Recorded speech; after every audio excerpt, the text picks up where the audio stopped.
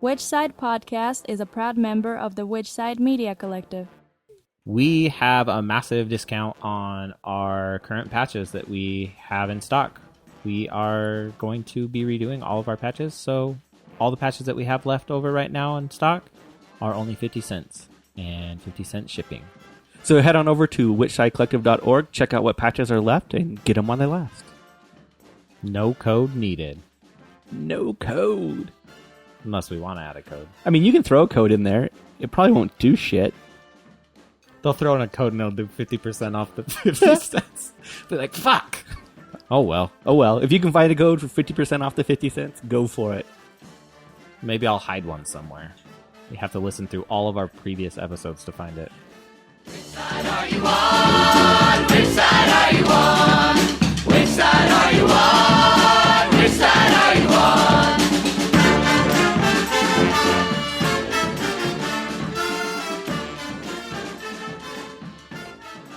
This is episode 232. Yeah, we speak with April Lang, author of Animal Persuasion. But first, here's our side.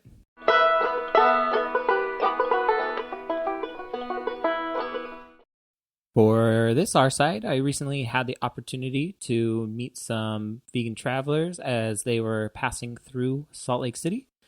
So we sat down and recorded this for you. I'm Emma. And I'm Carlos. We are on a 5-month road trip from North Texas, headed to Idaho next, and then to the Pacific Northwest, and then Canada. Cool. And are you heading anywhere in particular? No, it's pretty much a road to nowhere. We're just finding things as we go.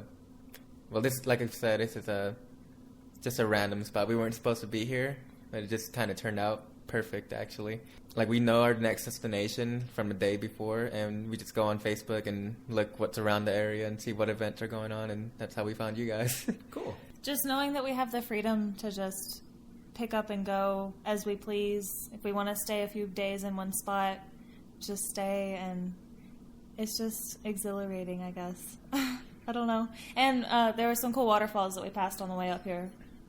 Pillsbury Crossing in Kansas. It's kind of a secret spot, they say. I mean, you can't find it on an atlas. You have to kind of... She found it on Pinterest, actually. But it's kind of a local thing. It's pretty cool. She sponsors 2 piggies in the sanctuary called Who's Marching for Mercy. And so one of them was about to get adopted out. So we decided to go make a road trip to Georgia and see her before she goes off. And we pretty much hung around with the pigs and learned, I don't know, it's kind of weird to say, they spoke through silence, just through their actions, and you can really understand a lot from animals just by watching. And when it clicked to me, I was walking around sunset, it was sunsetting, and just the whole perfect scenery, the sun beating down through the woods, and just got to understanding that we're not much different from these animals. They have their personalities. You can tell which one isn't, they have,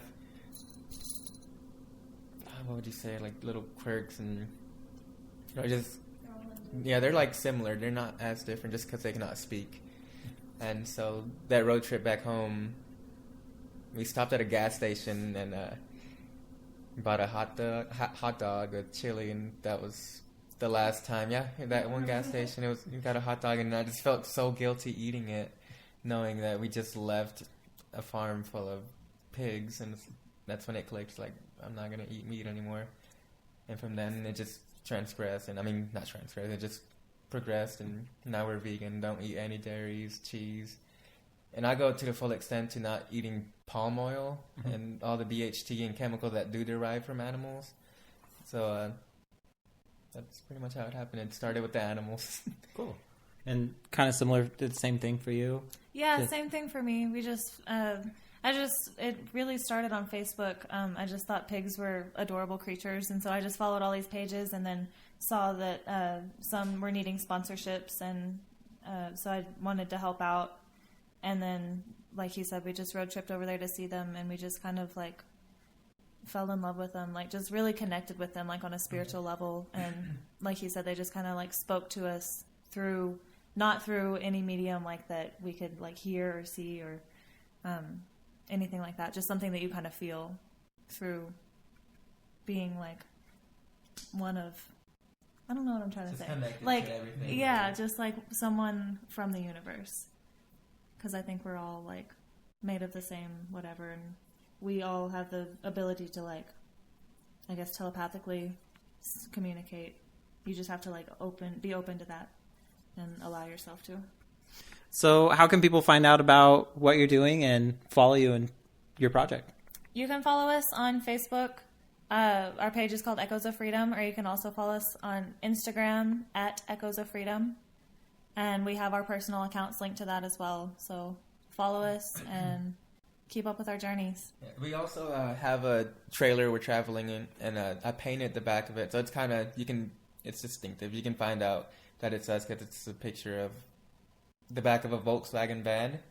And I'm driving, and she's in the passenger seat with a pig in the middle. And it also says Echoes of Freedom on the back. So what's your next stop and everything else from here? Our next stop would be Idaho, and then from there, Oregon, Washington, and up into Canada, and then come back down through Montana, Dakotas. That's all we have planned for right now, but who knows where the road's going to take us. Because like he said, we weren't supposed to be in Salt Lake at all. So hit us up on Instagram if you want to hang out, if you need any artwork done. Carlos does lots of artwork. Anything like that. If you need any kind of guidance or anything, we're more than happy to help you. And now, here's April. One of the things that really jumped out to me is that you're a certified humane education specialist. I am. I have never heard about that before. Oh, well, have you heard about humane education? Do you know people do that, or? This is all. This is new. I'm like under a rock when it comes to this. That's okay. Well, I'll just tell you a little bit about that, if that's okay. Yeah. So, it's called a CHESS certificate, and originally the Humane Society of the United States had a program, and people would take. There was I think 5 courses in it, and it was run by a woman named Stephanie Idle Clark. And then they stopped doing it, and so Stephanie went off, and she founded something called the the Pro-Social Learning Academy. Anyway, that's going to be the new place for people to get the certificate. And essentially, what the certificate is, it's these different courses which teach you about how to go into schools or go out into the public and talk about issues which have a humane-based theme. So because it was started by Humane Society, clearly the emphasis there would be on animals. But humane education also includes the environment and people too, civil justice. So it's all really connected.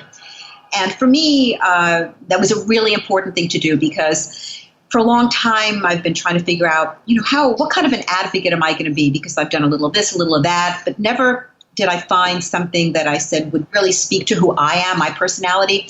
And then when I discovered this, I said, yay, this will be it. So I've gone into some schools, high schools, and I went into one middle school and presented a presentation from Mercy for Animals. And Mercy for a lot of the animal organizations will have, I don't know, a lot, some do. They have humane education programs and lesson plans. And what Mercy for Animals does is they have a video, which is called, the one they use is called Farm to Fridge, which is a compilation of their undercover investigations into factory farms and slaughterhouses. And then somebody wrote a script to go along with that. So you basically familiarize yourself or memorize the script, and then you show the video. Meanwhile, you have to reach out to different schools and make sure they're open to having you come in. That's the whole big thing. And then you just, talk to the kids about this, specifically because it's Mercy for Animals. It's about factory farming. So a teacher might have you come in because they're doing a lesson plan that has something to do with that. The one teacher called me back several times, and she does special ed, and she also does she does English as a second language. So she was in health, and she would bring me in when she was dealing with the health a health curriculum. So it's really a very cool thing because, you get to teach these kids, and sometimes the teachers, many important facts about factory farming, which they never knew before. So I love it. But of course, there's many other issues besides factory farming that one can use their CHES certificate for. So that was a long-winded answer. No, that's great. I remember the first time I was asked to speak in a school, and I was completely not prepared at all. I still am not. Let's be honest about it. So to have that kind of training is really beneficial. Well, what did they ask you to speak on? It was really what they wanted to speak on was the origins of the ethics of animal rights.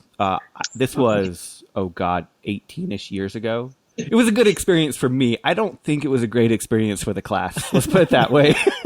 Oh, well, did you have any, I mean, obviously they asked you to come in, so you must have had some information to impart to them. Yeah, so at the time I was working with the Utah Animal Rights Coalition, and that's who they contacted to have come in.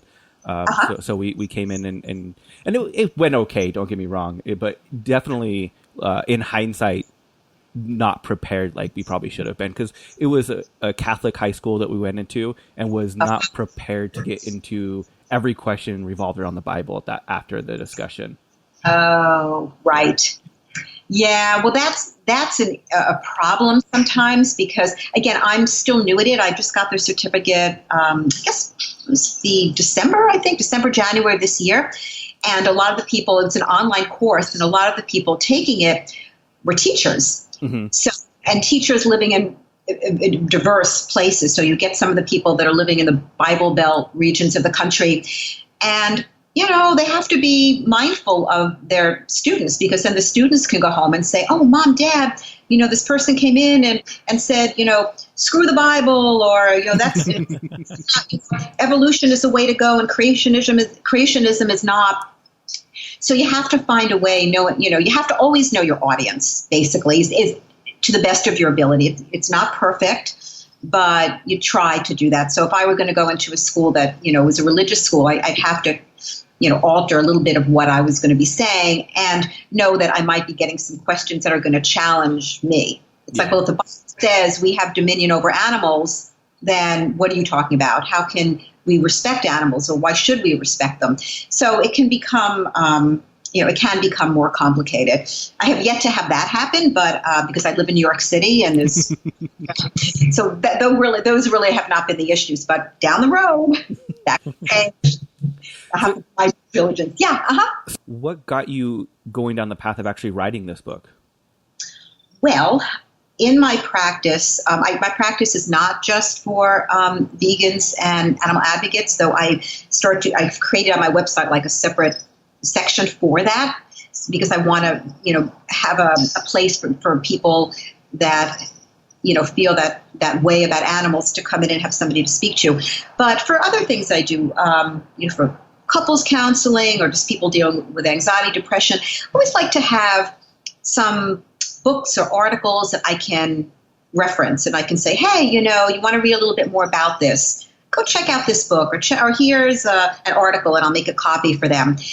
But when I wanted to do that for issues on veganism and animal activism, specifically how institutionalized animal abuse impacts people that are ethical vegans and activists, I couldn't find anything.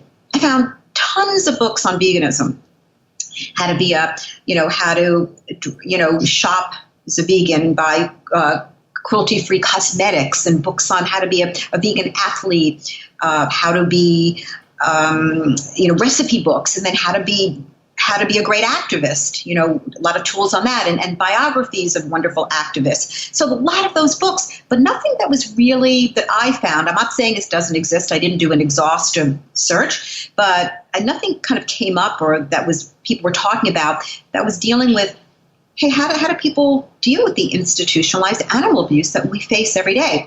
So I said, okay, well, if it's not out there, I'm going to do it. It's like when people come up with an invention, right? It's like usually the invention they come up with is because they needed something. So I needed a book like this. So that's why I did it. What are some ways that we can deal where somebody might be going through a rough patch and other activists are saying, Things like You're not doing enough. You're not doing enough. Yeah. You're not showing up to protests. Yep. And I talk about that too. That is, to me, that becomes so disrespectful too.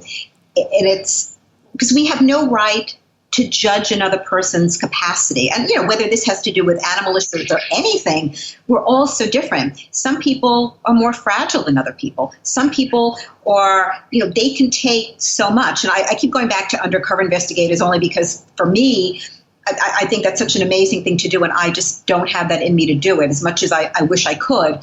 So the people that can do that, I have such a high regard for, but I also recognize that, well, okay, I can't do that. So should an activist put me down or think I'm not doing enough because I can't go in there and get these great videos? No, I'm going to do my thing. So we really have to stop judging other people and saying you don't do enough, because who is anybody to tell another person you don't do enough for the animals? I mean, first off, how do you even know fully what another person is doing? How do you know what their story is? How do you know if they have, what they're grappling with emotionally? So we got to stop that. Respect each person, let everybody do their thing as long the goal is the same, and that's all that should matter. Focus on what you're doing and stop looking around you and looking what everybody else is doing and trying to compare. One of the things that I'm really glad that you have, I mean, right in your title, you mentioned ethical vegans, right? And that's my biggest personal struggle are health vegans or non-ethical vegans, right? Wait, say that again. Your biggest struggle is dealing with like health vegans or what? Health vegans. Yes. I almost so much that I almost don't even know how to engage. Like it just shuts me down because I want to scream so bad. Like you're already there. What the fuck is your problem, right? Yes. Yeah, you don't want to do that. No, I mean, I totally get it that you don't want to do that. And like when you look at like all the studies out there, right? Most people who especially don't have the ethical guidelines will stop being vegan within the first 3 years. If you can get somebody even of a non-ethical persuasion to pass that 3-year mark, there's an 85% chance that they'll sustain that for the next 20 years. So you don't want to do that, and I get that, but I have a really hard time dealing with that mentality. Yeah, you and many people. And I can't say that, not so much particularly that, but, the idea of dealing with people that are not any kind of a vegan, it's all kind of the same thing. It's like you want people to get it. You want your family to get it. You want your friends to get it. You want society to get it. It's like, you're doing this, but you're not doing it for the right reasons.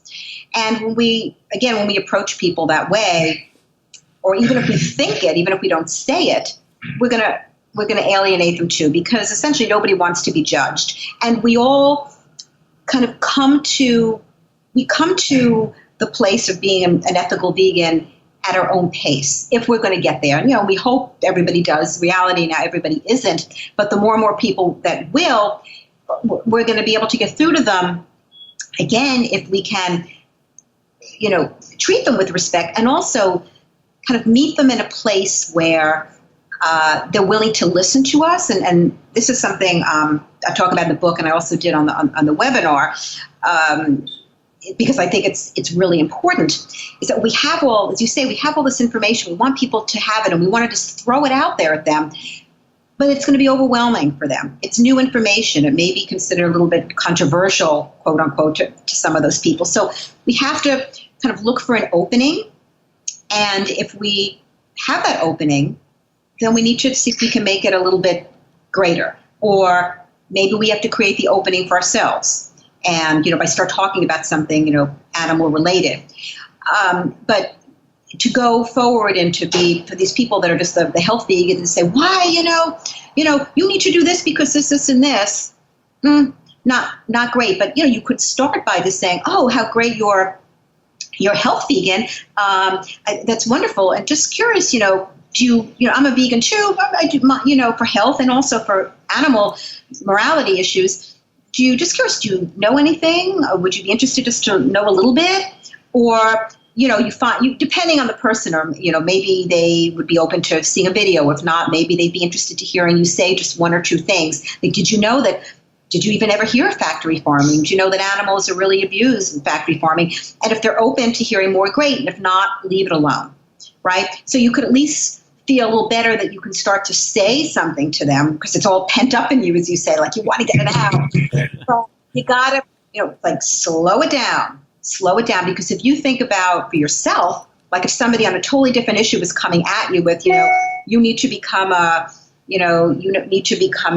race car driver, I don't know, and they're just on and on and on and badgering you about it, and these are all the reasons to do it, you're going to be like, hey, give me some space here. That's like too much information, or, okay, you brought it up, now let me go off and let me think about it.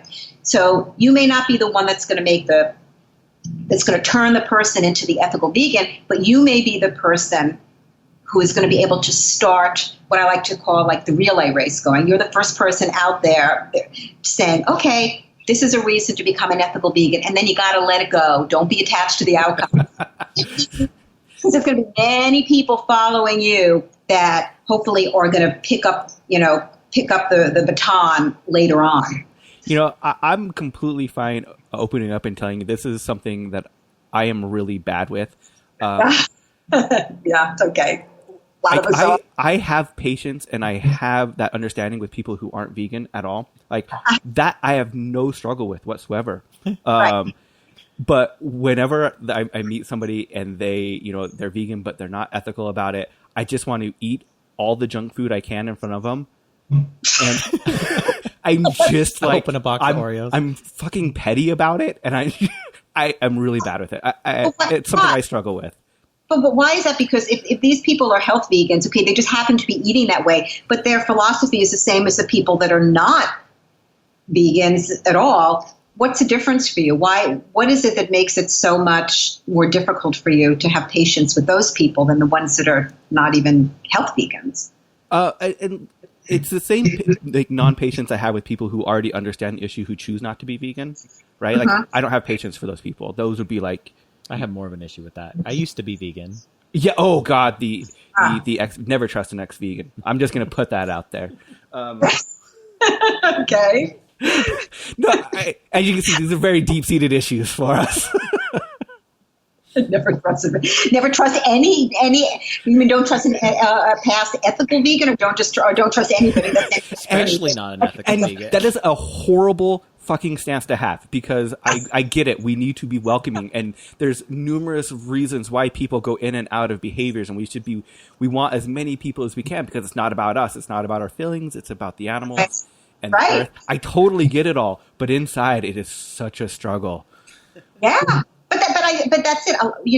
All of us have struggles with this. I mean, for me to say that when I, with my family, and they're eating animals, or they're wearing fur, or they're buying leather, it's very difficult. And they've got a family member who's an ethical vegan, me. But yeah, and I think they've made, they'll make me vegan food, and they'll listen to some of what I have to say, but and they made some changes here and there, which is good. But I feel too, it's like I want to be able to say, what's wrong with you? Look, I've seen the light. Why can't you? You're smart people. You're caring people. Or are you not caring people? All these things that you want to say and would be really bad to say. So you want to keep the relationship on, you